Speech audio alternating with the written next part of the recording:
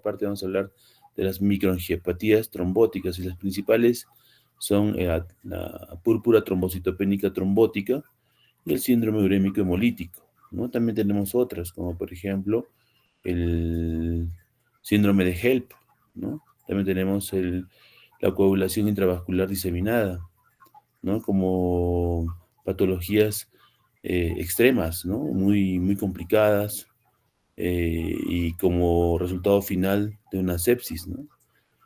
Todas estas están agrupadas dentro de estas enfermedades o estas patologías que son las microangiopatías. Su nombre lo dice, ¿no? Microangiopatías trombóticas. O sea, son trombos que están justamente ¿en dónde? En los capilares, ¿no? En los capilares vasculares, miren cómo se sitúa, se ubican, ¿no? Y comienzan a generar alteraciones en la coagulación y por lo tanto esto nos conduce a una falla orgánica múltiple. ¿Cuál es el mecanismo, la causa? Puede ser por defectos en la producción, o sea, una infiltración medular, alteración en la maduración de megacariocitos o daño medular, ¿no? Esto si hablamos netamente de las plaquetas. Otro puede ser por secuestro esplénico, ¿no? Pero ¿cómo podemos detectar si es por secuestro esplénico? Podemos encontrar una ligera esplenomegalia. Puede ser dilucional, ¿no? Puede haber algunos problemas que están relacionados justamente con, por ejemplo, las politransfusiones, ¿no? Las politransfusiones, sobre todo de plasma y de glóbulos rojos, pueden conducirnos a una deficiencia de plaquetas. Y también puede ser destructiva. Siempre cuando nosotros pensemos en mecanismos destructivos, siempre pensar en lo inmune y lo no inmune. Dentro de lo inmune tenemos a varias patologías que pueden generar un PTT o que pueden ser un diagnóstico diferencial, como por ejemplo el PTI, una terapia post-transfusional, un neonato isoinmune, un síndrome linfoproliferativo, asociados a lupus, infecciones y también puede ser asociados a fármacos. En cambio, el no inmune está asociado con el CID, el PTT, el SHU, el síndrome de Kasabach-Merritt, algunas cardiopatías congénitas, la colocación de catéteres o prótesis. Eso nos puede producir una destrucción no inmune, ¿no? Estamos hablando de las plaquetas, ¿no?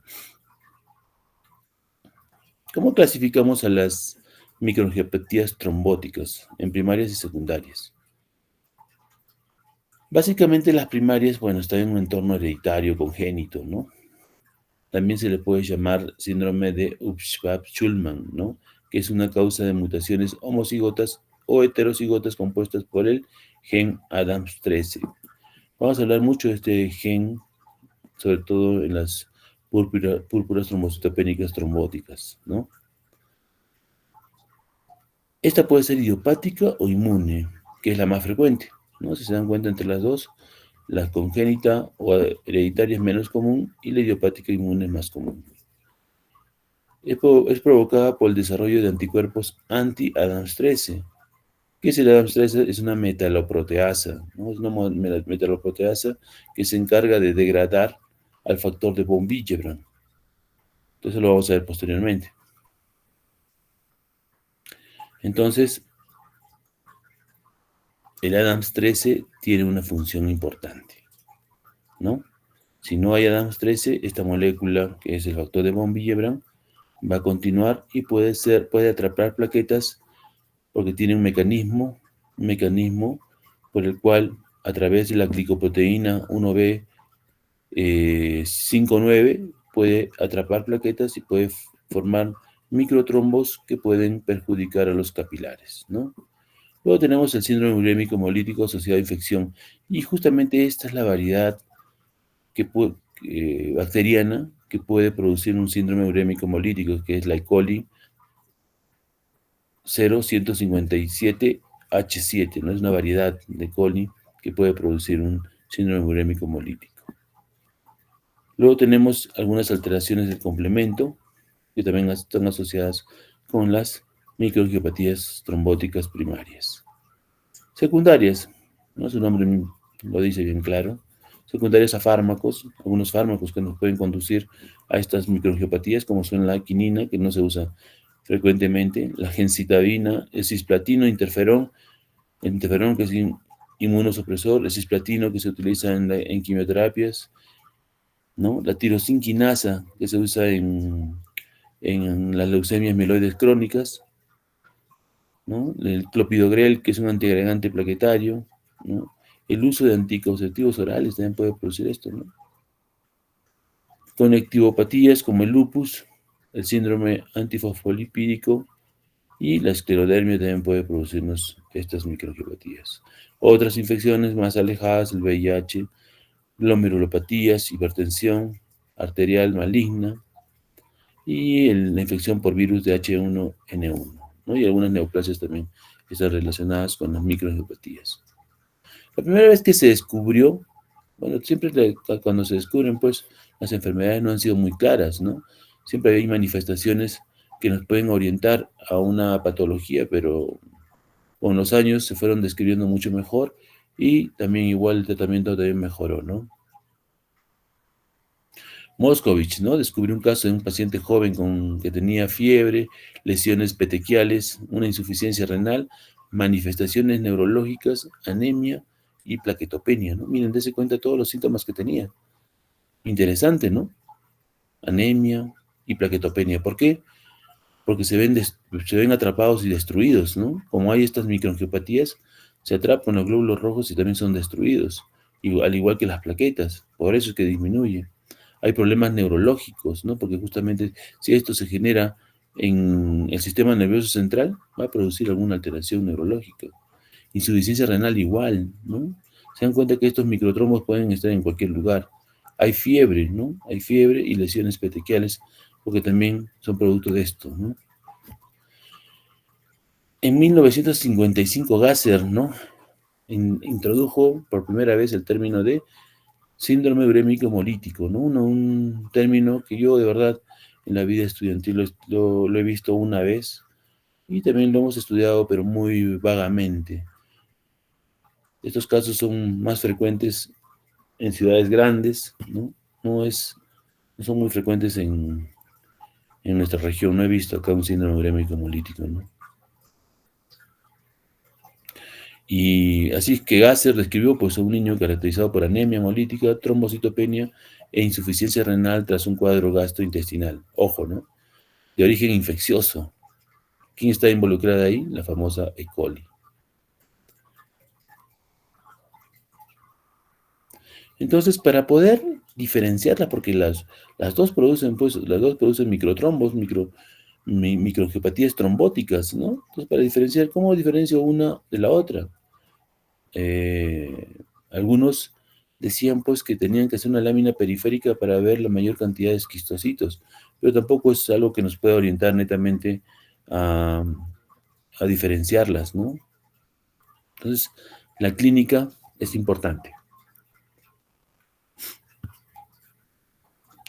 Eh, en la púrpura trombocitopénica trombótica y el síndrome urémico hemolítico, hay dos diferencias. Uno tiene manifestaciones neurológicas básicamente y el otro tiene manifestaciones renales, ¿no? Para diferenciarlas un poco más.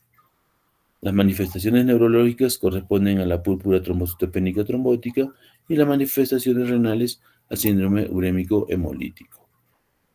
Los hallazgos en algunas veces son compartidos, pero hay una diferencia, una inclinación, ¿no?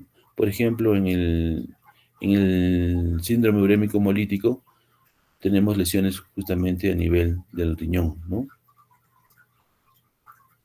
Hay básicamente lesiones en las arteriolas capilares renales, ¿no?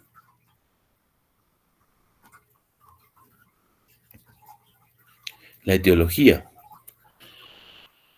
En cuanto al síndrome urémico hemolítico, sabemos, ¿no? Que es la coli. También puede estar asociada a otras infecciones como la salmonella, el streptococo, Yersinia, pseudomonas, o enfermedades virales, ¿no? Como el VIH, rotavirus, el coxsackievirus, echinovirus, y algunas causas secundarias por el uso frecuente de fármacos, ¿no? Con la mitomicina, cisplatino, ciclosporina, el tacrolimus, ¿no? Que son mayormente inmunosupresores. Algunos agentes tóxicos, como por ejemplo el arsénico, el monóxido de carbono, picadura de abeja, ¿no? Incluso la mordedura de serpiente nos puede conducir a esto, ¿no? Un trastorno. Por ejemplo, una mordedura de serpiente te puede traer rápidamente a un CID, ¿no? Y posteriormente una falla orgánica múltiple. En el embarazo también puede ver, en el preparto y en el posparto, básicamente en el posparto, ¿no? También puede haber una complicación de estas, ¿no? Como por ejemplo, ¿cuál? ¿Cómo se llama? El síndrome de HELP, ¿no? Enfermedades sistémicas y neoplásicas, síndromes antifosfolípico primario como el lupus, la esclerosis sistémica, la panarteritis nodosa, la asociación a trasplantes de órganos hematopoyéticos o órganos sólidos, justamente como les decía anteriormente. ¿Por qué están relacionados a eso? Porque usamos muchos inmunosupresores, ¿no? Anormalidades del factor de von Willebrand en el sistema de complemento, ¿no? Que pueden conducirnos al PDD.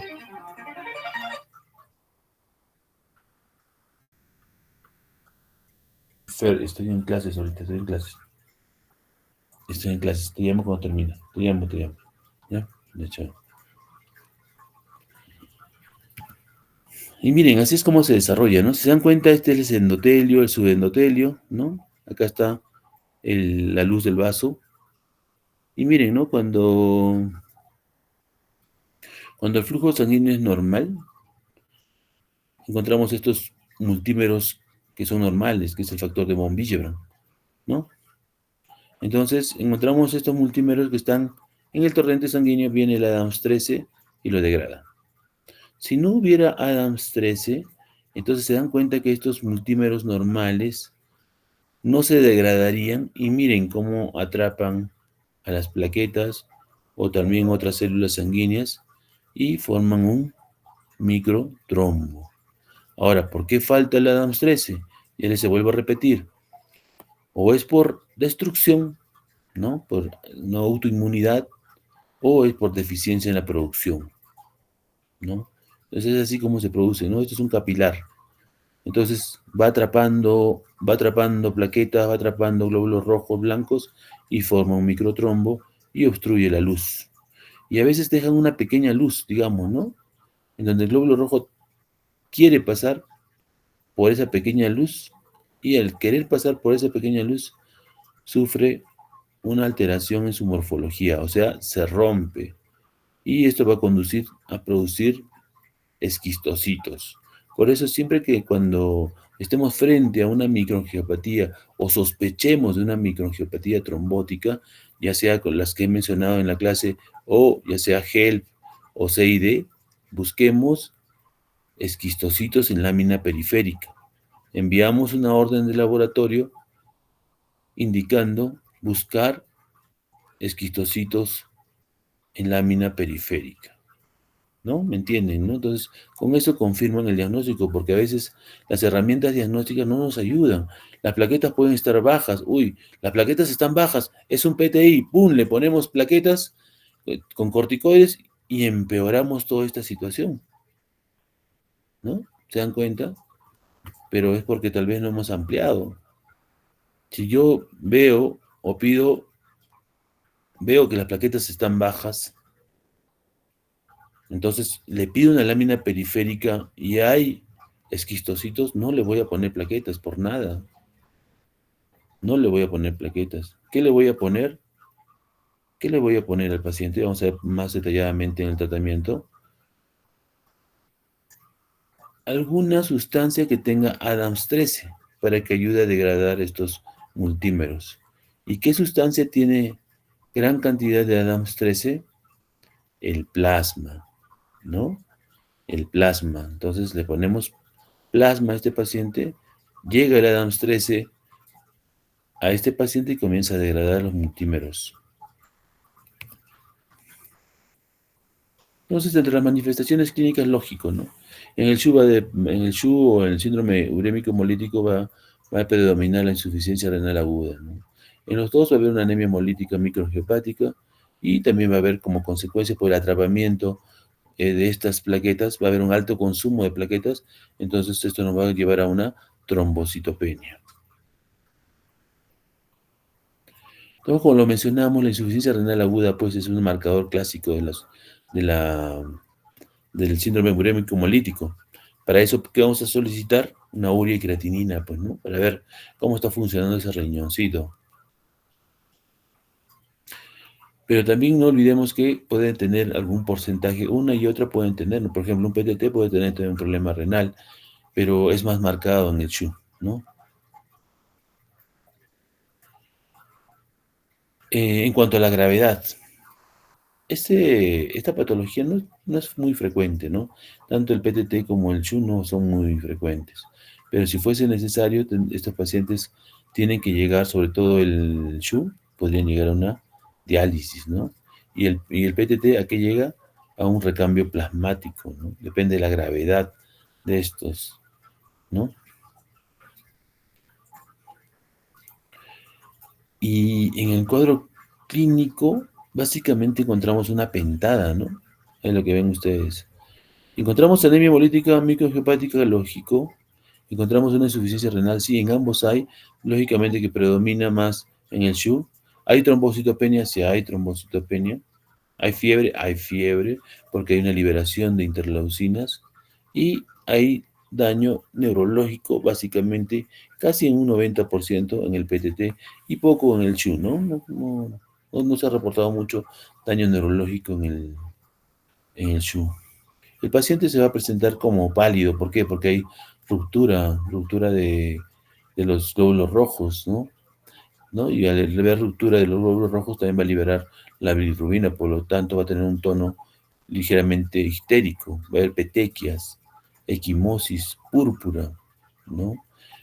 En cuanto si sospechamos de un daño neurológico, va a haber cefaleas, ¿no? Incluso hasta a veces puede haber focalizaciones, ¿no?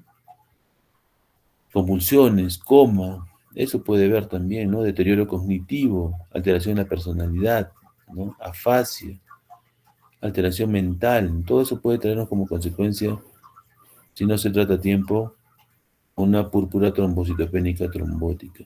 También puede haber isquemia intestinal, puede provocar dolor abdominal, náuseas, vómitos, accidentes cerebrovasculares, isquémicos, ¿no? Infarto miocardio, arritmia y paro cardíaco, que puede estar presente en un contexto de las convulsiones.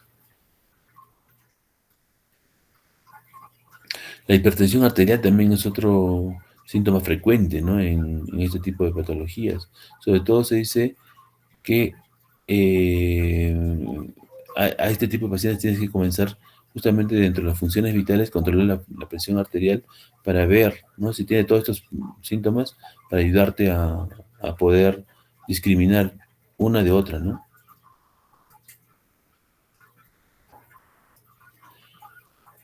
Las manifestaciones neurológicas, atentos a las manifestaciones neurológicas que mencioné anteriormente, ¿no? Ya saben que puede haber en ambas, pero más frecuente en el PTT. Y dentro de todas, las más frecuentes son la desorientación, confusión, coma y convulsiones. Y como lo mencioné en alguna parte, ¿por qué la anemia? Porque los glóbulos rojos, al intentar pasar por esas mallas o esos microtrombos, se dañan y liberan pues su contenido, ¿no? Y la finalidad de esta para hacer el diagnóstico es encontrar la presencia de esquistocitos, ¿no? En lámina periférica. Otras manifestaciones, como lo vimos en la diapositiva anterior, tanto del PTT como del SHU, es fiebre, manifestaciones secundarias a la trombosis de la microcirculación en órganos diferentes del riñón o del sistema nervioso central, como por ejemplo alteraciones del ritmo cardíaco, insuficiencia cardíaca, infartos intestinales, una pancreatitis, te puede conducir una pancreatitis, ¿no? No son raras las manifestaciones clínicas de la trombocitopenia, como por ejemplo la púrpura cutánea, hematuria, metorragias o hemorragias digestivas, ¿no? Todo eso puede ver cuando sospechamos de una microangiopatía. Dentro del diagnóstico, ¿qué vemos en el diagnóstico? Lógico, ¿no? Vemos que el descenso de los niveles de hemoglobina, hay presencia de esquistocitos que se los he repetido 1000 veces y eso les voy a preguntar seguramente al final. El LDH está aumentado, eso también les voy a preguntar, es un marcador de destrucción celular. Incremento de las bilirrubinas, sobre todo predominio indirecto. Descenso de la aptoglobina. Hay un aumento del recuento de reticulocitos. El test de Kunz tiene que ser negativo. Y la trombocitopenia va a ser variable, ¿no? La intensidad va a ser variable. ¿Qué pruebas de diagnóstica tenemos para hacer el diagnóstico, ¿no? Valga la redundancia. En laboratorio, hay que buscar determinar en qué porcentaje tenemos el Adams 13 o también ver si hay destrucción del Adams 13, como lo mencioné anteriormente. Niveles inferiores del 10% se considera específico para púrpura trombocitopénica trombótica. No se confundan, chicos, con la púrpura trombocitopénica idiopática, que es otra, ya saben. Ya lo tocamos anteriormente. Esta es una púrpura trombocitopénica trombótica. Son entidades totalmente diferentes, pero que están involucradas en las plaquetas, ¿no? Uno es atrapamiento de plaquetas y el otro es destrucción de plaquetas. ¿Dónde se genera el Adams 13? ¿No? El gran órgano que tenemos en el abdomen, el hígado, ¿no? Entonces, cuando hay insuficiencia hepática, hay una sepsis, una enfermedad renal crónica o trastornos del tejido conectivo, esta puede bajar sus niveles y pueden producirnos deficiencias del Adams 13, ¿no? Incluso algunas condiciones fisiológicas como el embarazo también pueden producirnos esto, ¿no? La baja de Adams 13. Y acá están los esquistocitos. Eso tienen que buscar los de laboratorio y reportarlo, ¿no? Esos son los esquistocitos. 10% de esquistocitos, la cosa está grave.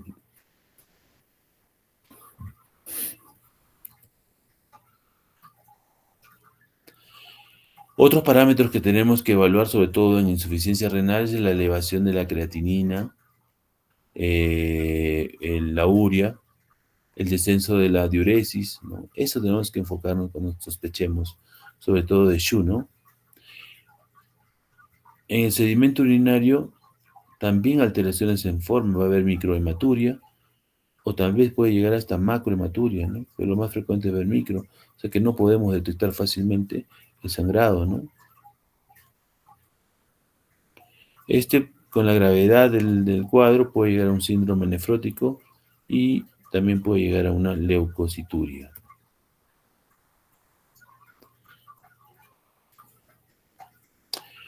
Uno de los diagnósticos que nos ayuda bastante a llegar a... Una de las metodologías diagnósticas que nos ayuda a llegar al diagnóstico es la anatomía patológica. En anatomía, las biopsias, ¿no? Una biopsia renal, pero a veces son tan invasivas que los pacientes no se dejan, pues, ¿no? Realizar. Casi en un 20-30% no dejan que los toquen, ¿no? Y esto, ¿quién lo hace? La biopsia renal lo hace radiología intervencionista, ¿no? Y a veces cirugía también lo hace, pero los llamados a hacer esto son los radiólogos intervencionistas, a sacar un pedacito de riñón para poder ser evaluado. Los capilares glomerulares presentan un engrosamiento en sus paredes y las células endoteliales aparecen tumefactas, lo que facilita la oclusión de la luz, ¿no? Al final, la luz capilar es la que se ve perjudicada. Estudios con inmunofluorescencia muestran depósitos de fibrinógeno en los trombos, lógico. Uno de los factores de coagulación que más abunda en nuestro organismo es el fibrinógeno, o sea, en ese trombo que nosotros, en esos microtrombos que nosotros vemos o que son parte de la patología de lo que estamos viendo, va a consumir bastante plaqueta y fibrinógeno, ¿no? Y como menos frecuente, a veces podemos encontrar algunos depósitos de IgM y el factor 3 del complemento. Acá hay una tablita que nos ayuda a diferenciar entre el PTT y el SHU, ¿no? Lo vuelvo a repetir sus nombres para que se acuerden. Púrpura trombocitopénica trombótica y el síndrome urémico hemolítico. Sus diferencias. La edad. ¿En quién es más frecuente el PTT? En jóvenes y adultos. El SHU, en cambio, los más vulnerables, los niños y mujeres embarazadas. ¿Vulnerables por qué? Porque justamente en estas etapas el sistema inmunológico se ve algo comprometido o madurando, ¿no? Por eso, ¿no? Y la bacteria, el E. coli que hemos dicho, la variedad de E. coli que entra puede producir una insuficiencia renal. El PTT, ¿cómo es su comienzo? El comienzo es insidioso. En cambio, en el SHU es brusco, generalmente después de una gastroenteritis por E. coli. Es rápido, ¿no? Del toque se ve una insuficiencia renal que puede ser severa. La clínica, ya eso lo hemos repetido 1000 veces, ¿no? Aquí eso también tengo derecho a preguntarles al final. En el PTT, el predominio son las manifestaciones neurológicas y en la clínica, en el SHU, es predominantemente manifestaciones renales. ¿Quién tiene mejor pronóstico?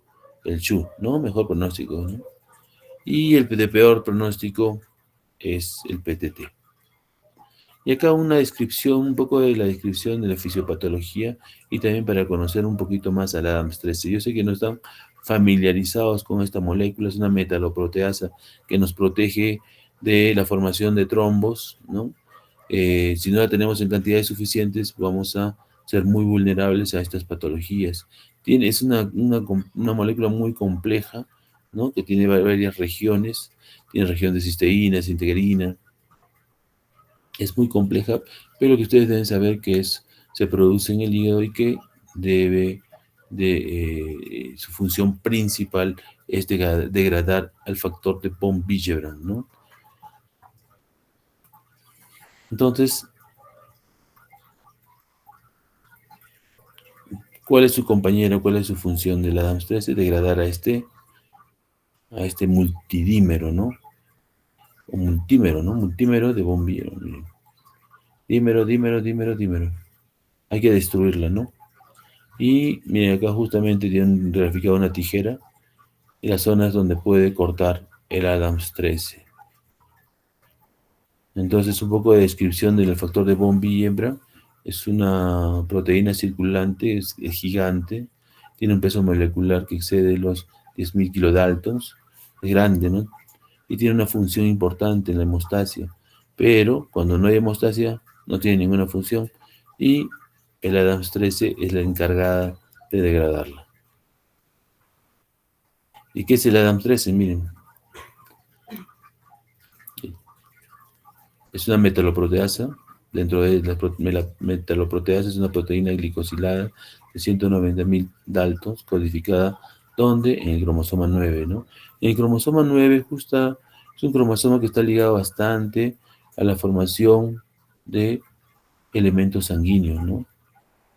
El RH, el sistema BO, también justo tienen una relación con el cromosoma 9, ¿no? ¿Dónde? ¿En qué lugar específico del hígado se producen? En las células estrelladas. No solamente en las células estrelladas hepáticas, sino también en las células endoteliales, pero en menor porcentaje, ¿no? El mayor porcentaje está en la formación o la síntesis en el hígado. Se dan cuenta que cuando el hígado comienza a fallar, miren todos los trastornos que nos trae como consecuencia. Su actividad en adultos sanos está entre el 50 a 178%, ¿no? Tiene una buena actividad en los casos no patológicos, ¿no? ¿Dónde se encuentra reducido el ADAMS13? En el CID, en la coagulación intravascular diseminada, en enfermedades hepáticas, lógicamente, en neoplasias diseminadas, ¿no? Las neoplasias mayormente invaden, y uno de los órganos que les gusta invadir siempre es el hígado, ¿no? Entonces, alteran la función de alguna de las células, y dentro de las células que que alteran justamente su función son las células estrelladas, ¿no? En los trastornos inflamatorios y metabólicos crónicos, en las gestantes y recién nacidos siempre hay un mayor porcentaje del 10%, ¿no? Pero 10%, ¿y cuánto necesitamos? 50, 170, ¿no? También se puede dar que haya un problema en el cromosoma 9 y que este no sintetice adecuadamente el Adams 13, ¿no? Puede ser, este PTT puede ser congénito con mutaciones homocigotas, ¿no?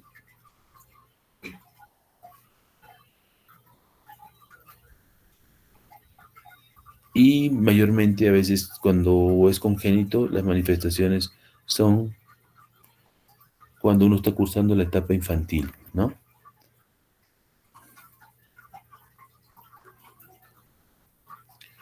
Siempre hay que tener en cuenta los episodios, ¿no? Ya saben, como lo hablamos en el cuadro clínico del inicio del PTT, es insidioso, ¿no? La aparición del PTT, ¿no? Pero entonces no es una regla, ¿no? Pero mayormente tiene ese comportamiento, ¿no?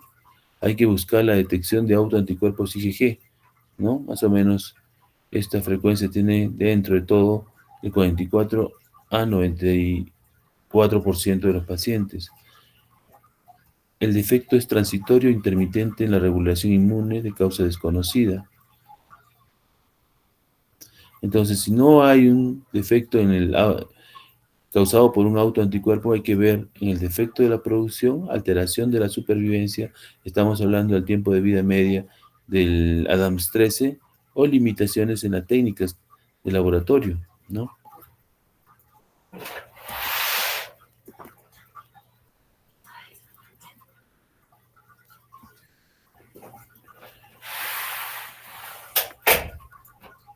Por eso acá un ejemplo, ¿no? Vienen los autoanticuerpos y ¿qué hacen? Destruyen a la molécula, el Adams 13, que nos ayuda bastante en la degradación del factor de von Willebrand, ¿no? Y esto nos va a conducir a una anemia hemolítica microangiopática no inmune con una fragmentación eritrocitaria y también va a haber una trombocitopenia por consumo. Acá una diapositiva un poquito más ilustrada que la que vimos inicialmente. Ahora, ¿qué hacemos?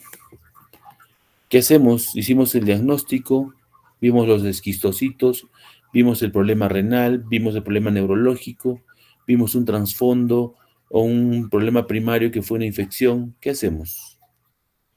La primera herramienta en el tratamiento es pensar en transfundir plasma fresco congelado. Lo ideal es que hagamos un procedimiento de plasmaféresis. Doctor, pero le podemos pasar plaquetas, hay que ver primero su etiología. Mayormente, en mayor la cantidad de casos, no se transfunde, pero hay casos especiales donde sí podemos transfundir. Cuando vemos que hay riesgo-beneficio, hacemos esta evaluación de riesgo-beneficio, podemos pasar una pequeña cantidad de plaquetas, ¿no? Cuando hay un sangrado masivo, sobre todo en el CID, ¿no? Pero mayormente tengan mucho cuidado de primera mano, la primera elección no tiene que ser las plaquetas, sino tiene que ser el plasma. Y este procedimiento de plasmaféresis es un poco más complicado. Necesitamos una máquina, necesitamos entrenamiento, necesitamos insumos y mayormente en nuestra región no tenemos ese equipo, ¿no? Ese equipo lo tienen en Arequipa, en Lima, ¿no? ¿En qué consiste? En retirar la mayor cantidad de plasma alterado y colocarle un plasma que tenga todas las condiciones hemostáticas, ¿no? Y cuando sabemos que una plasmaféresis ya ha solucionado el problema, cuando el lactato deshidrogenasa ha bajado y las plaquetas han subido a 100.000, por lo menos con una duración de 48 a 72 horas, ¿no?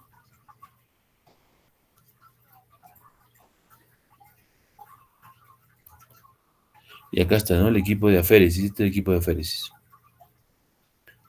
Y tienen un ingreso, por acá ingresa, primero sale y luego ingresa el plasma que queremos infundir al paciente. Ahora, no tenemos ese equipo, ¿Qué hacemos? Le ponemos plasma de todas maneras. Le tenemos que poner plasma, ¿no? Y podemos colocarle hasta 120 o 140 ml por kilogramo, ¿no? Se dan cuenta que es masivo, ¿no? Es masivo, ¿no?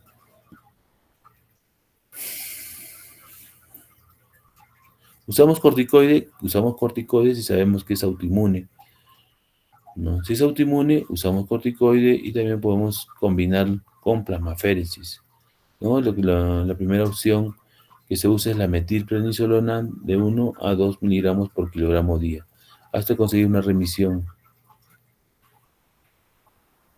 Ahí justo lo que les hablaba, la transfusión de plaquetas. ¿Lo hacemos o no lo hacemos? ¿No? Y como dice, la mayoría de autores siempre nos indica de que podríamos, con la transfusión de plaquetas podría aumentar el riesgo de trombosis, ¿no? En la microcirculación. Puede empeorar el cuadro clínico, por lo que estarían contraindicadas.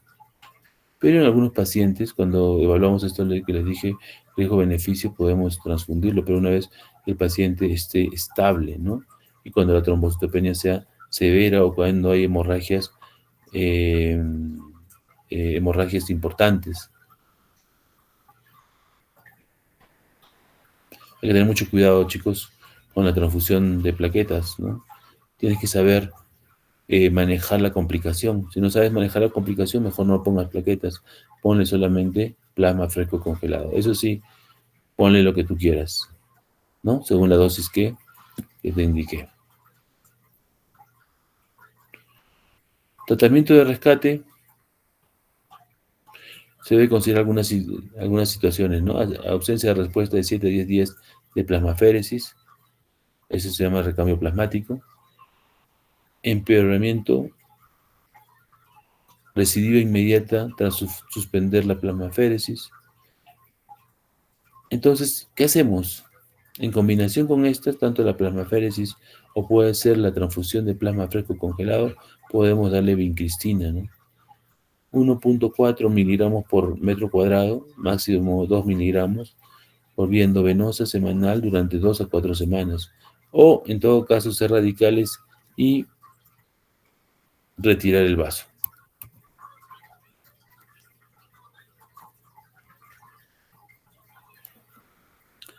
En niños es muy delicado, ¿no? La situación. En niños hay que tener mucha consideración, cuidar bastante lo que es el riñón, ¿no? Los volúmenes deben ser los exactos. Hay que darle un tratamiento coadyuvante de antibióticos para poder evitar una evolución de SHU, ¿no? Y también hay que tener mucho cuidado con algunos medicamentos, como por ejemplo las quinolonas, ¿no? Que son potentes inductores del gen de la toxina, ¿no? Eso, chicos, en cuanto a microangiopatías trombóticas. Esto no ha sido tan larga, no tan pesada. Ahora vamos a hablar de algo que es más frecuente. Esto sí es frecuente, ¿no? Esto sí es como que al mes yo veo 2, 3 veces estos, dos o tres casos, ¿no? Nuevos veo 1 o 2 cada, cada 3 meses veo nuevos 1 o 3. Por lo tanto, es un poco más frecuente, ¿no? En cambio, la patología anterior, 1 al año, ¿no? Pero en ciudades grandes puede aparecer hasta 2, 3 casos al año, ¿no? En cambio, la trombosis venosa sí es más frecuente, ¿no? ¿Y cómo la detectamos, chicos? Hay aumento de volumen. Básicamente, a veces las extremidades son las que sufren más, ¿no?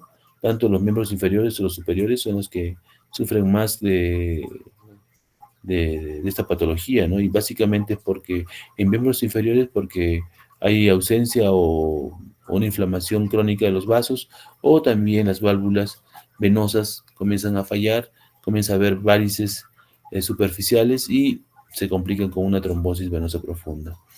El aumento de volumen mayormente es una de las extremidades, ¿no? Y hay una pues marcada aumento de volumen, eh, a diferencia de otras patologías, ¿no? Como por ejemplo una insuficiencia cardíaca, una insuficiencia renal, una baja de la albúmina, hipoalbuminuria, hipoalbuminemia.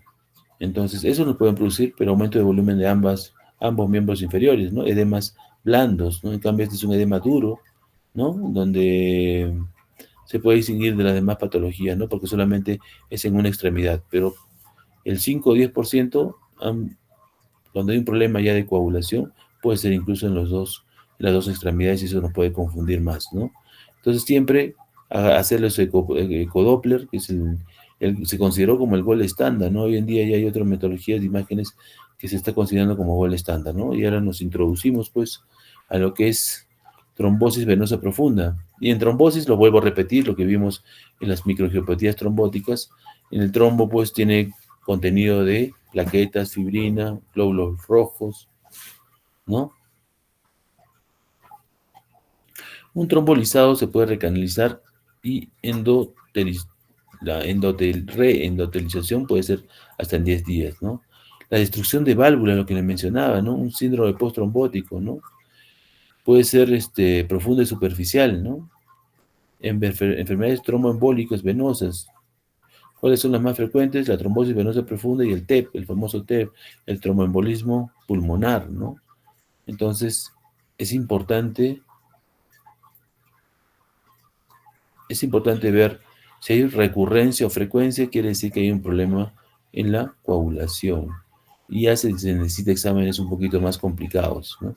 Uno de los exámenes que más se usa en trombosis es el dímero D y lo que les vuelvo a repetir, el ecodoppler, ¿no? Que le voy a estar repitiendo en cada momento en esta presentación, porque hasta antes se consideraba como el gol estándar para hacer el diagnóstico.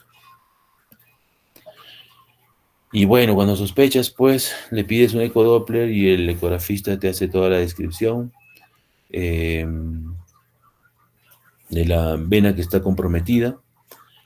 Va a haber ciertos grados de obstrucción y eso a ese trombo hay que ir degradándolo, ¿no? El trombo, entre más lejano esté, tiene mayor velocidad de impacto y puede ser más letal. Este trombo puede despegarse de la pared vascular y puede viajar hacia el torrente sanguíneo e instalarse en el abdomen y producirnos una isquemia mesentérica o hacia el pulmón produciéndonos un tromboembolismo pulmonar o hacia el cerebro y producirnos un ACV isquémico, ¿no? Entonces hay que tener mucho cuidado. ¿Por qué en la pierna? Porque en la pierna caminamos, ¿no? Caminamos, tenemos, la presencia de válvulas es mucho mayor que en la parte superior de la pierna, del muslo, digo, en el muslo. Entonces, a veces, ¿qué pasa? Les aumenta el volumen de la pierna de los pacientes y lo primero que hacen, ¿qué es? Frotación. Oye, esa pierna deben tocarla, porque si le hacen la frotación y hacen una frotación muy, muy, muy fuerte o muy severa, pueden despegar a ese trombo que está pegado en la pared vascular y puede complicarse el cuadro, como les he dicho anteriormente, ¿no? Lugares de frecuencia donde más se ubican los trombos, en la vena tibial anterior, en el tronco tibio peroneo, ¿no? Básicamente, y posteriormente en orden de frecuencia, las venas peroneas, vena tibial posterior, ¿no? Dentro del muslo, la más frecuente es la vena femoral, menos frecuente la vena safena mayor y la vena poplitea. ¿Cuál es la incidencia? ¿No? Miren, como se dan cuenta, hay 71 por 100.000 habitantes por año, ¿no? Entonces, es frecuente, ¿no?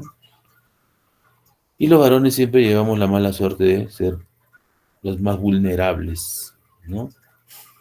En cuanto a la edad, los ancianos o los adultos mayores son los que padecen más de esta enfermedad, ¿no? Tienen más frecuencia, ¿no? Acá hay una triada que es muy importante en trombosis, que es la triada de Birkhoff, ¿no?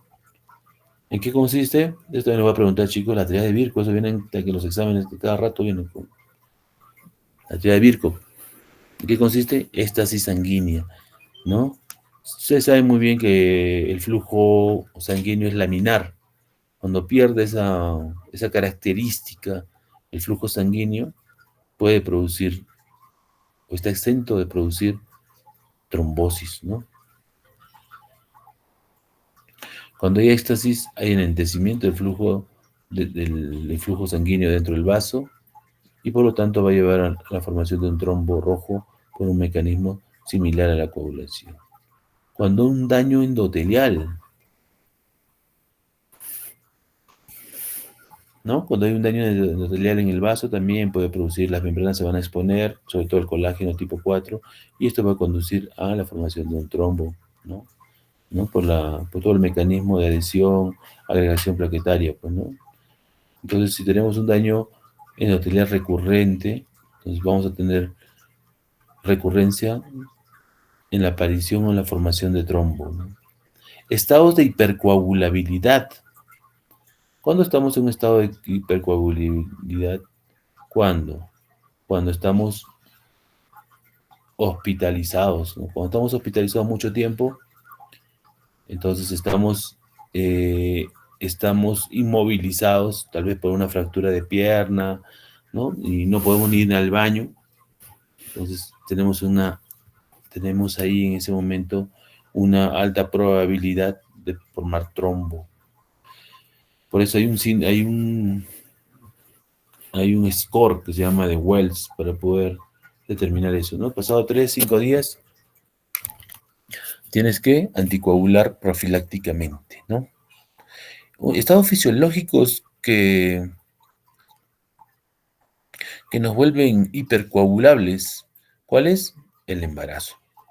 ¿Y por qué, doctor? Porque en el embarazo hay una elevación de la formación del factor 8. Y el factor 8 es protrombótico, ¿no? Normalmente nosotros tenemos 80, 90% de factor 8, pero en las gestantes llega a 120, 150 el porcentaje del factor 8 y se vuelven altamente protrombóticas. La obesidad también es otro mecanismo que puede producir hipercoagulabilidad, ¿no? Factores de riesgo. La edad, ¿no? Ya hemos hablado de eso, ya algo como para enfocarnos más dentro de la patología. Por encima de los 40 años ya tenemos probabilidades de formar trombo. Inmovilización prolongada, como les dije, ¿no? De 3 a 5 días, algunos libros lo mencionan, y acá dice, pero ya el 13% mayor de 8 días, y es importante, ¿no? Las embolias pulmonares previas o un TBP anterior te puede generar recurrencia, una insuficiencia venosa crónica, sobre todo aquellos pacientes que vienen con sus varices, ¿no? El embarazo y posparto, como les dije, pero más en el embarazo que en el posparto. Traumatismos, la obesidad que les había mencionado, viajes prolongados, chicos, ¿no? Cuando nos gusta viajar desde acá hasta Lima y ya tenemos 50, 80 años, entonces como que cada cierto tramo hay que salir a estirar los pies o poner los pies a la altura de la cadera, ¿no? Para no poder formar trombos. Si ya dentro de la familia hay un antecedente del tío, el primo, el abuelo que tenga tu trombosis o ha tenido trombosis, hay que tener mucho cuidado con los viajes prolongados, chicos. Algunos fármacos que también son protrombóticos, que son las hormonas, ¿no? Los anticonceptivos orales. La quimioterapia también puede ser uno de los medicamentos que creo que no está acá y que es protrombótico y lo usamos, pero lo usamos para todo, es la dexametasona, ¿no? Hay que tener mucho cuidado con la dexametasona, también es protrombótico. Asociado a cirugías, ¿no? Como cirugías ortopédicas, cirugía mayor, portadores de vía venosa central, ellos también pueden formar trombo, incluso émbolo, ¿no? Algunas situaciones médicas, como por ejemplo la neoplasia, infarto agudo de miocardio, insuficiencia cardíaca congestiva, síndrome nefrótico, el EPOC, la hemoglobinuria paroxística nocturna, las quemaduras, todo eso pues, son factores de riesgo. Alteraciones congénitas o adquiridas que producen hipercoagulabilidad. Ahí les decía lo que les mencionaba, ¿no? Cuando esto es recurrente, entonces ya tenemos que hacer otros estudios. Y estos estudios cuestan, pues si le hacemos todos estos estudios a un paciente para estudiar su hipercoagulabilidad, que lógicamente que el seguro lo tiene parcialmente, más o menos nos cuesta 7.000, 8.000 soles hacer todos esos estudios, ¿no? la mutación del factor 5 de Leiden, la deficiencia de la proteína CS, la antitrombina 3, resistencia a la proteína C activada, la hiperhomocisteinemia, difibroginemia, presencia de anticuerpos antifosfolipídicos IgG, IgM, síndromes mieloproliferativos. Acá nos falta el anticoagulante lúpico. ¿Qué más nos falta? La beta 2 glicoproteína, IgG, IgM, dosar el factor 8, que le sale un montón al paciente. A veces el paciente ya para ver que no tenga un trasfondo genético y sus futuras generaciones ya no gasten mucho, entonces se detecta la molécula que está alterada, ya lógicamente que al hijo o al nieto de esa persona que se hizo el estudio ya es un poquito más dirigida el diagnóstico, ¿no? No como la primera vez que se lo hace. Así cuesta, chicos, cuesta muy caro todo ese paquete para hacer el perfil trombótico. Otra, que estamos frente otra vez a qué? A la triada de Birkhoff, ¿no? Estasis sanguínea, daño endotelial, hipercoagulabilidad. Pero ahora estamos con ejemplos. Estasis sanguínea, ¿en qué se ve? En la edad avanzada, listo, inmovilidad prolongada, infarto agudo de miocardio, insuficiencia cardíaca, stroke, injuria espinal, síndrome de hiperviscosidad, policitemia, EPOC severo. Daño endotelial, las cirugías, lógicamente, el TEP previo, traumas, catéteres venosos centrales, ¿no? Hipercoagulabilidad, los cánceres, pues los cánceres son hipercoagulables, la obesidad que ya les mencioné, el uso de hormonas como estrógenos, el embarazo básicamente, más que el posparto, sepsis, tabaquismo, síndrome nefrótico y las trombofilias, ¿no? ¿Qué síntomas encontramos? Dolor, lógicamente en la zona, ¿no? Dolor en la zona, en el miembro inferior, que es espontáneo, y a la palpación como que se exacerba, ¿no? La extremidad afectada. Hay edemas más o menos intensos, ¿no? En función a su localización y obstrucción, puede ser, depende del vaso que se vea comprometido, ¿no? Hay cambios de coloración en forma de eritema o cianosis de forma difusa, ¿no? En la pierna. Aumento de la temperatura local, aumento de la red venosa superficial, hay parestesias en miembros inferiores, sobre todo en las pantorrillas. Hay una sensación de espastamiento muscular, ¿no? Y para detectar todo esto hay algunos signos. Dentro del signo que más frecuente, y lo preguntan en la mayoría de exámenes, es el signo de Homans, ¿no? Que es un dolor a la dorsiflexión pasiva del pie, generalmente a nivel gemelar, ¿no? Se le hace, ¿cómo se llama? Levantar la pierna comprometida, se le hace la dorsiflexión y nosotros vamos presionando los gemelos y el gemelo, le tocamos el gemelo y el dolor es insoportable, ¿no? Y así tenemos otros signos como el signo de Singh, el de Olof, el Overpire, el Duquin, ¿no? Pero el más frecuente es el Homans, ¿de chicos? ¿En qué patología hacemos el diagnóstico diferencial? Justo lo que les mencionaba, ¿no?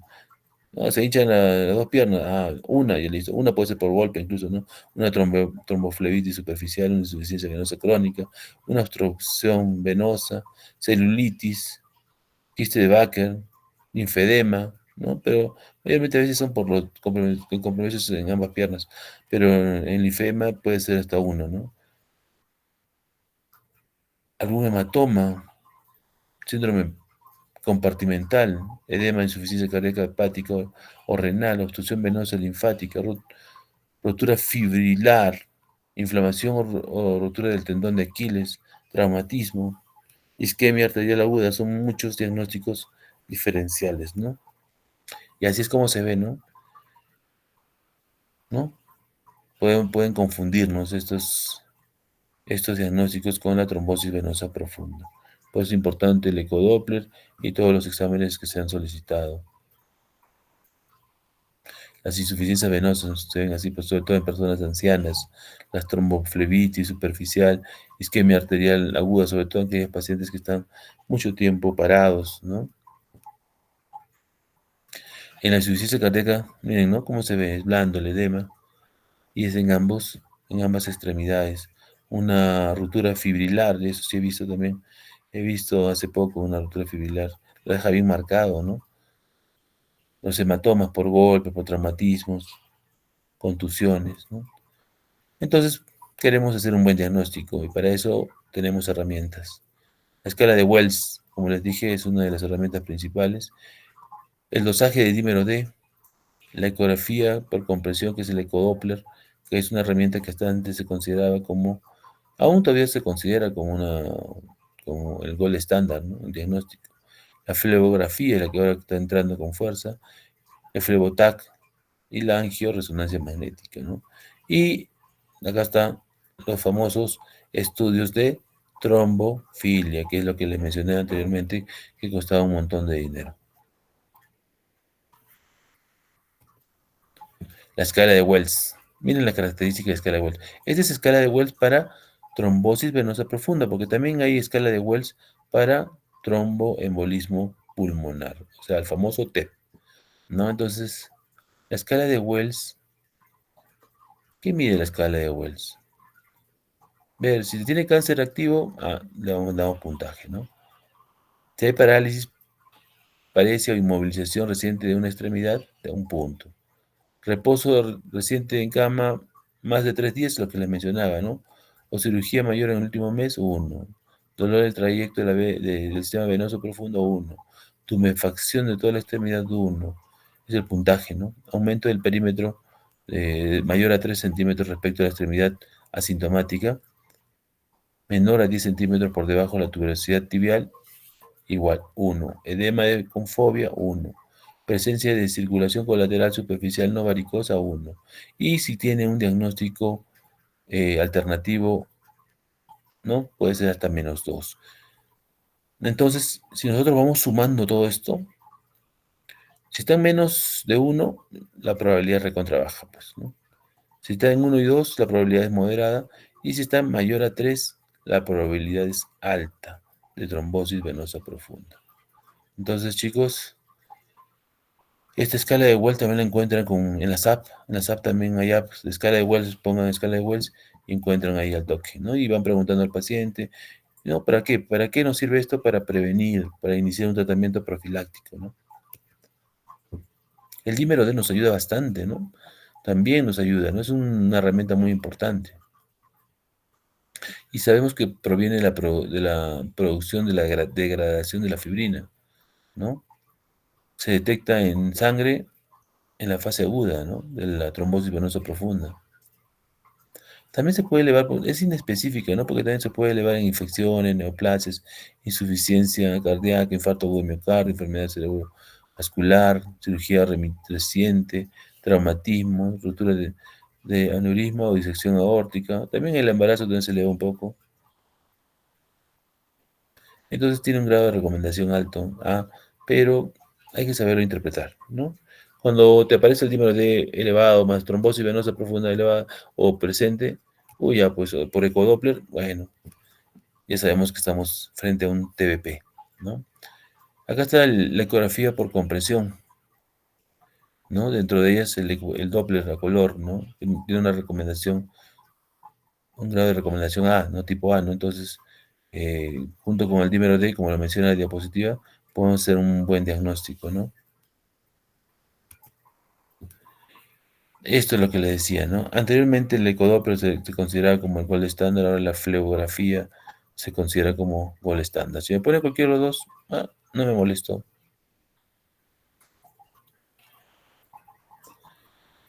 Lo malo de la flebografía es que no se tiene los instrumentos adecuados en provincias, pues, ¿no? Mayormente lo tiene la capital o grandes ciudades, ¿no? Por eso es que el ecodoppler sí lo tenemos nosotros y lo podemos utilizar en cualquier momento cuando hay sospecha de trombosis venosa profunda. El flebotac también es importante, ¿no? Sobre todo cuando los trombos están ubicados en lugares pues un poquito difíciles de llegar por la ecografía. La angioresonancia magnética también es importante para detectar sobre todo microtrombos. Y los famosos estudios de trombofilia, nuevamente les repito, ¿no? ¿Qué estudios hay que hacer? Hay que hacer un montón de estudios. Antitrombina 3, también la proteína C y S, resistencia a la proteína C activada, factor 5 de Leydig, mutación de el factor, sobre todo de la G20210A del gen de la protrombina, anticuerpos antifosfolipídicos. Hay que descartar hiperhomocisteinemia y disfibinogenemia, ¿no? Entonces, ¿a quiénes le debemos hacer? No a todos, ¿no? Sino a aquellos pacientes que están por encima de 50 años y debutan con trombosis venosa profunda, trombosis en localizaciones atípicas, sobre todo viscerales, ¿no? Trombosis sin factores desencadenantes, ¿no? 2 o más episodios de trombóticos hay que pedirle. Cuando hay recurrencia de trombosis hay que solicitarle este tipo de estudios. ¿Y cuándo tomarlo? No durante la fase aguda, ¿no? Ya cuando ha pasado la fase aguda se toman los estudios. Tampoco cuando estén tomando algún anticoagulante oral, o también puede ser enoxaparina, y en el embarazo, ¿no? No, en esos momentos no hay que solicitarles, ¿no? ¿Y por qué se pide estos estudios de trombofilia? Para prevenir el riesgo de recidiva, complicaciones, nivel y duración del anticoagulante, a ver si estás con anticoagulante bien, sugerir la necesidad o intensidad de pautas profilácticas, identificar portadores asintomáticos en la familia.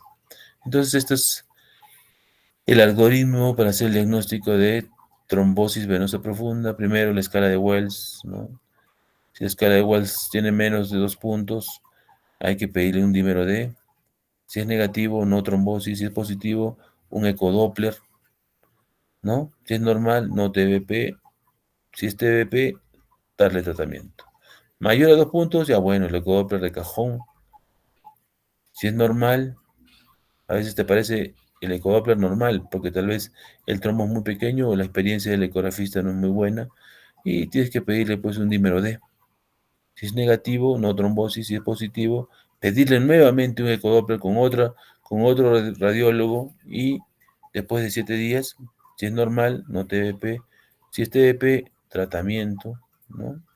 Entonces, importante todo, ¿no? Todo el mecanismo. ¿Qué complicaciones tenemos? Ya las he mencionado también. Un tromboembolismo pulmonar, un síndrome postrombótico, una flegmasia alba, una recurrencia de TEP, una cerulia Lollins también. Las complicaciones más frecuentes, TEP, flegmasia alba, como les dije, síndrome postrombótico. No, cada uno va acompañado de sus signos y síntomas. Y dentro del tratamiento sabemos que tenemos unas medidas generales y del tratamiento específico, ¿no? Pero dentro de los objetivos es prevenir el crecimiento del trombo, alivio sintomático, prevención de la recurrencia de trombosis y de sus complicaciones. Y dentro de las opciones del tratamiento tenemos no farmacológicas, farmacológicas y algunas veces más radicales, como son las quirúrgicas. Las medidas higiénico-dietéticas, la deambulación precoz, medidas posturales, sobre todo aquellos pacientes que han sido intervenidos quirúrgicamente, medias de compresión gradual. Les molesta a los pacientes usar las medias, ¿no? Hay que conseguirse algunas medias que sean de acuerdo a su comodidad del paciente, ¿no? Buena hidratación, dejar de fumar si este fue el gatillo de inicio de la enfermedad, y bajar de peso, ¿no? Disminuir el índice de masa corporal. Tenemos, como hay dolor, tratamientos analgésicos, puede ser AINES, ibuprofeno, dextroprofeno, paracetamol, y lógicamente iniciar con el tratamiento anticoagulante. El tratamiento parenteral con heparina no fraccionada, heparina de bajo peso molecular, fondaparinux. Tratamiento oral, tenemos a la warfarina, los nuevos anticoagulantes orales como son el apixaban, rivaroxaban, dabigatran, y el último que ha aparecido es el edoxaban. Y acá tenemos algunas características, ventajas de la heparina de bajo peso molecular sobre la heparina no fraccionada, ¿no? Tiene mayor disponibilidad. Es muy buena la heparina de bajo peso molecular, ¿no? Es un buen aliado para el médico, ¿no? su mayor duración del efecto anticoagulante permitiendo la administración 1 o 2 veces al día, es muy bueno. No precisa de monitorización como la warfarina, por ejemplo. Tiene menor probabilidad de trombocitopenia, pero sí produce trombocitopenia. Menor riesgo de originar pérdida de masa ósea. Su administración es segura, ¿no? Y su mecanismo de acción es, actúa sobre el nivel 10 inhibiéndolo, ¿no? Y acá hay una serie de anticoagulantes, ¿no? Tenemos los nuevos anticoagulantes orales, Dabigatran, Diroxaban y Apixaban. Eso lo vamos a hablar en la última clase con más detalle. Eh, los antivitamina K, como es la warfarina, ¿no? Tenemos la administración que es por vía oral. El único malo es que es inestable con la comida y los medicamentos. Eh, tenemos que estar sacando el examen de laboratorio cada cierto tiempo. Eso incomoda al paciente, a diferencia de los nuevos anticoagulantes orales, ¿no? Siempre tenemos que iniciar, el tratamiento de trombosis siempre tenemos que iniciar con un tratamiento parenteral de inicio, si sobre todo estamos usando warfarina, y posteriormente una terapia oral. Y acá tenemos una serie de anticoagulantes y sus dosis, ¿no? Eso lo vamos a ver también la última clase. Cuando iniciamos tratamiento, cuando hay alta sospecha de clínica de trombosis. Cuando hay sospecha intermedia, podemos usar incluso tratamiento profiláctico, ¿no? Y cuando hay baja sospecha, solamente hay que observar al paciente para ver en qué momento puede aparecer una trombosis. Y también aquellos pacientes que tienen alguna recurrencia o antecedente, ¿no? Como padres con trombosis, el abuelo con trombosis. Entonces, en esos casos hay que, si hay alta sospecha, hay que observar un poquito con más frecuencia, ¿no? Tenemos trombosis venosa profunda con transitorio, ¿no? Con una frecuencia transitoria, que más o menos se considera una anticoagulación por 3 meses. La trombosis venosa idiopática se debe anticoagular al menos de 3 a 6 meses. La TDP recurrente, la anticoagulación es indefinida. La TDP distal, 6 semanas a 3 meses. El TDP y cáncer durante 3 a 6 meses o cuando haya ya se haya vencido el cáncer, ¿no? En TDP y trombofilia es variable, ¿no? Puede ir de 3 a 6 meses o puede ser indefinido. Mire, se han dado cuenta, la mayoría de anticoagulación es 3 meses, excepto acá 6 semanas, pues es casi la mitad, ¿no? La mitad de 3 meses, ¿no? Pero la mayoría son 3 meses, 6 meses. Entonces, cuando yo pregunte, porque también vienen en los exámenes en los exámenes viene cuánto tiempo se anticoagula como mínimo. Y 3 meses es la respuesta, ¿no? Como mínimo es 3 meses. Salvo algunas excepciones que es esta de acá, ¿no? La TBP distal. El seguimiento es muy importante de los pacientes con trombosis. Hay que hacerles estudios frecuentes, ¿no? Para poder ver si hay recaída o recurrencia. Contraindicaciones absolutas de la anticoagulación. Tenemos una hemorragia activa, ¿no? Está sangrando, no la vas a anticoagular, ¿no? Una hemorragia intracerebral reciente, una hipertensión grave no controlable, aneurisma, trastornos de la coagulación no corregidos. Relativas, cirugía, traumatismos importantes, parto reciente, anemia severa, enfermedad ulcerosa, pericarditis o derrame pericárdico, ¿no? Medidas quirúrgicas, justo lo que les decía, no son muy radicales, de verdad. Solamente he visto una sola vez, y es la colocación de filtro en la vena cava, ¿no? La trombolisis también es importante, usar la uroquinasa, trombectomías quirúrgicas, ¿no? Retirar algunos vasos o modificarlos. Son radicales, ¿no? Mayormente no lo he visto, ¿no? Profilaxis, siempre la profilaxis es muy importante, ¿no? Sobre todo en los viajes largos, como les digo, o en las hospitalizaciones largas, hay que evitar estar inmovilizados, ¿no?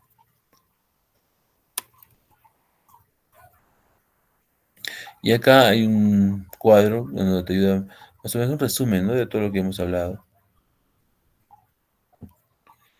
También hay que catalogar a los pacientes quirúrgicos, ¿no? Si hay riesgo muy bajo, bajo, moderado o de alto riesgo. Pero ¿cómo se llama? La escala de Wells nos ayuda bastante, ¿no? Ya hemos hablado sobre las medias, las situaciones posturales también. Miren, como ven ahí al paciente, para evitar siempre los trombos o antecedentes de trombos, siempre hay que movilizarse. Podemos ponernos de cúbito dorsal y hacer flexión de nuestras extremidades para poder, sobre todo cuando hay un viaje largo, ¿no? Y la profilaxis, uno de los fuertes aliados de profilaxis es la heparina de bajo peso molecular. Esto ya lo hemos visto. En urgencias hay que tener mucho cuidado, paciente que está anticoagulado, hay que darle plasma o vitamina K, depende del anticoagulante que esté usando. Es importante que el paciente nos mantenga informados si están sangrando. Por mínimo sangrado se le debe indicar que vengan por emergencia, ¿no? Para que llegue un paciente a cirugía vascular, como les dije, para la colocación del filtro, tiene que tener un diagnóstico de una enfermedad trombótica recidivante, ¿no? Persistente. O pacientes que no responden al tratamiento, podemos llegar a medidas o a tratamiento quirúrgico. ¿Listo, chicos? Terminamos. Nos faltaría una clase. Ya son las 10:30. Debe estar cansado, yo estoy cansado. Nos falta una clase y luego viene el examen, ¿no? Sí, doctor. Doctor, disculpe, mañana dispone de tiempo. Podríamos terminar la clase mañana. Yo quisiera terminar mañana, pero estoy ocupado mañana. Pero es una clase nada más y una clase de media hora. Podemos, no sé en qué momento podemos. Ni un momento, doctor. Media hora de mañana, por Media hora en la favor. mañana puede ser. Lo coordinamos. Lo coordinamos Ya, y doctor, me, sí. me pasa las diapositivas también, doctor, por favor. ¿Cuáles te debo? Eh, Casi todas, doctor. Las únicas que tengo son la clase 7 y 8. Ya, entonces las demás te las paso. Ya, te las paso Sí, ahorita. doctor, por favor, Dame vuelta. poderlo pasando. Sí, doctor. Sí, doctor, entonces mañana le llamo. Ya listo, chicos. A ver, vamos. ¿Cuánto iniciamos? ¿Cuántos iniciamos? No me di cuenta cuántos iniciamos, Lady. Por favor, captura de pantalla. Hemos iniciado 51. ¿Y qué Estábamos pasó? todos, doctor. ¿Y por qué estamos terminando 41? Quizá. Bien, somos 41 ahorita. eh, sí, sí, doctor. Ya, captura de pantalla y me informas de eso, ¿ya? Porque se fueron 10. Ya, doctor. Maricel, Micaela, ¿qué síntomas priman en el PTT? Las manifestaciones neurológicas, doctor. Muy bien, Maricel. Yuset Evelyn Cuevas. Presente, doctor. Buenas noches. Hola, buenas noches. Dime, ¿cuál es la herramienta diagnóstica considerada gold estándar para hacer un diagnóstico de TBP? Trombosis venosa profunda. Uy, uy, uy. Lo repetí muchas veces. Sí, doctor. Su asterisco, Lady Ayuset. ¿Ya? Ya, doctor. No estaba atenta. A ver, ¿quién la salva? Ecodoppler, doctor. El ecodoppler, ¿no? Hola. Y la flebografía también, doctor. Ah, es el otro, la bibliografía. El ecodoppler es, es la herramienta gold estándar tradicional, ¿no? No, pero cualquiera de los dos, si le vienen los dos, ahí sí marcarán los dos, pues. No siempre que se confundan. Y ahí le ponen al costadito, pues, considerada tradicionalmente y el nuevo gold estándar, la flebografía. A ver, Dina, Vanessa Ito. Sí, doctor, presente. Hola, Dina. Eh, ¿Me escuchas, Dina? sí, doctora. ¿Y qué examen de laboratorio pido para descartar TBP? Para descartar examen de Trombosis laboratorio. venosa profunda. Ah, de laboratorio, El hemograma, sí. dímero D. ¿Quién te dijo? Si me dices quién te dijo, te pongo 30 hoy. Eh, ¿Google te dijo? ¿San Google? no, no, doctor, es que usted mencionó el Sí, gol estás estándar y se mencionando, acabó sí, Doppler y pero luego como que ha dijo sonado media dudosa, ¿no? Y se da primero cuenta cómo contestó Maricel, contestó rápido, pum. Ya tenía la respuesta. Yo estaba logrando la pregunta y ella sabía la respuesta. Por es eso que te sí, paso, por eso, Tínate, te agarro en otra pregunta. Mira, nos queda una y ya te grabé ya. Te voy a preguntar. ya, doctor. Y ahí te vas a salvar. Si no, te vas a ganar 2 asteriscos. ¿Ya? Pero doctor, es que Listo. eh, Ya, Diña. Te dejamos. Ah, Richard, Simón. Richard, Sí, doctor, presente. hola, Richard. Richard, dime en ¿cuál es el tratamiento para púrpura trombocitopénica trombótica de primera línea? Uy, uy, uy. Ya pensé que nos íbamos a dormir. Ayúdenlo, por favor, Richard. Plasmaféresis con inyección de plasma fresco congelado. Plasma fresco congelado, si es que no tienes plasmaféresis, ¿no? Ya Lady a Richard se ganó su asterisco. Ok, doctor. Ya. Muy bien, chicos. Clinton, ¿no? Clinton me contestó. Sí, pues, el plasma fresco congelado nos va a ayudar bastante, ¿no? Plaquetas hay que tener mucho cuidado. Y si tienen el equipo de plasmaféresis, ¿no? Hay que evitar que llegue a insuficiencia renal o a daño neurológico. Ujú.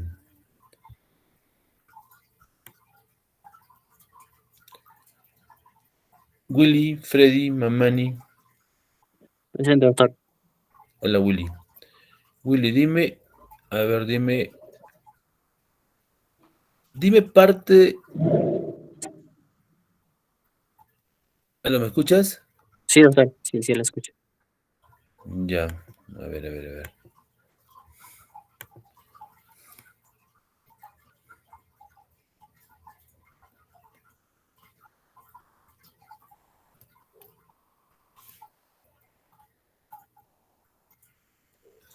Dime, a ver, a ver, ¿dónde está? La tríada de Birkhoff. Pero, una estasis sanguínea, un daño endotelial y hipercoagulabilidad, doctor. Muy bien, un ejemplo de hipercoagulabilidad. Embarazo, doctor. Muy bien, chévere. Y con él nos vamos a descansar. Cuídense, chicos. Buenas noches. Doctor, gracias. Buenas Hasta noches, luego. doctor. Hasta luego. Hasta luego. Hasta luego, chicos. Buenas noches. Descansen. Hasta luego.